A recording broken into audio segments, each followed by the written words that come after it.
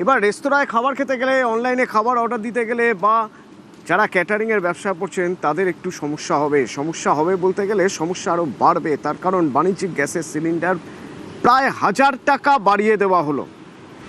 যদিও domestic cylinder অর্থাৎ বাড়ির রান্নাঘরের গ্যাসের সিলিন্ডারের দাম এখনই বাড়ানো হয়নি, যা ছিল অপরিবর্তিত রয়েছে। কিন্তু মধ্যবিত্তের উপর চাপ পড়বে রেস্তোরাঁয় খেতে গেলে।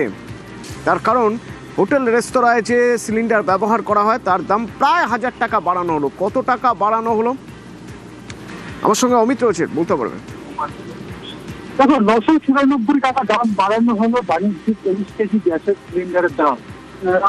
রান্নাঘরে যে রান্নার গ্যাস, বিশেষ করে গ্যাসের দাম অপরিবর্তিত থাকলেও বাণিজ্যিক গ্যাসের দাম, যেটা 19 কেজি সিলিন্ডার, যেটা মূলত কোনো রেস্তোরাঁ বা স্ট্রিট ফুডের দোকান বা কোনো ফাস্টফুডের দোকানে যেটা ব্যবহার করা হয়ে থাকে, তার দাম এক ধাক্কায় 996 টাকা বাড়ানো হলো। সেক্ষেত্রে এপ্রিল মাসের 1 তারিখে দাম নির্ধারিত করা হয়েছিল 2208 টাকা, এবং কালকে মধ্যরাতে যে সার্কুলার এসেছে বা বিজ্ঞপ্তি জারি করা হয়েছে তাতে দাম হলো মধ্যরাত থেকে যে দাম লাগু হয়েছে 3202 টাকা, অর্থাৎ 994 টাকা, 1 লাখে কিন্তু দাম বেড়ে গেল 19 কেজি বাণিজ্যিক গ্যাস সিলিন্ডারে।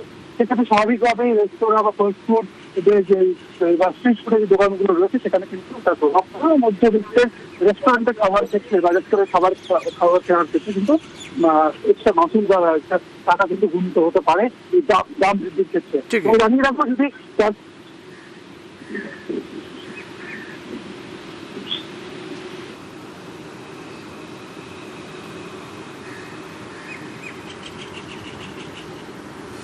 তবে শুধুমাত্র যে রেস্তোরাঁয় খেতে গেলে চাপে পড়তে হবে তা নয়, চাপ বাড়বে রাস্তাঘাটে বেরোলেও। তার কারণ এই যে অটো এলপিজির দাম আবার 7 টাকা বাড়িয়ে দেওয়া হলো। আমরা যদি ফেব্রুয়ারি থেকে হিসেব করি তাহলে এখনও পর্যন্ত 32 টাকা বেড়ে গেল অটো এলপিজির দাম। এবার যারা অটো চালান তারাও বাধ্য হবেন বাড়তি ভাড়া নিতে। তার কারণ তাদের জায়গাটা, তাদের পরিস্থিতিটা দেখতে হবে। 5 মাসে বা 3 মাসে বলা যেতে পারে, ফেব্রুয়ারি, মার্চ, এপ্রিল, আর আজকে মের 1 তারিখ, এর মধ্যে 32 টাকা বেড়ে গেছে। কিভাবে চালাবেন তারা? তাদের তো ভাড়া বাড়াতেই হবে, আর ভাড়া বাড়ালে তো আম আদমির সমস্যা হবে।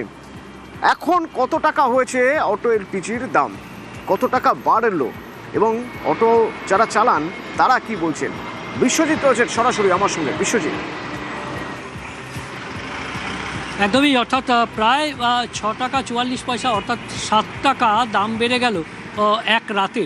গতকাল যে দাম ছিল 82 টাকা 96 পয়সা, আজ সেই দাম 89 টাকা 40, অর্থাৎ 90 টাকা হয়ে গেল অটো এলপিজির প্রতি লিটার প্রতি দাম।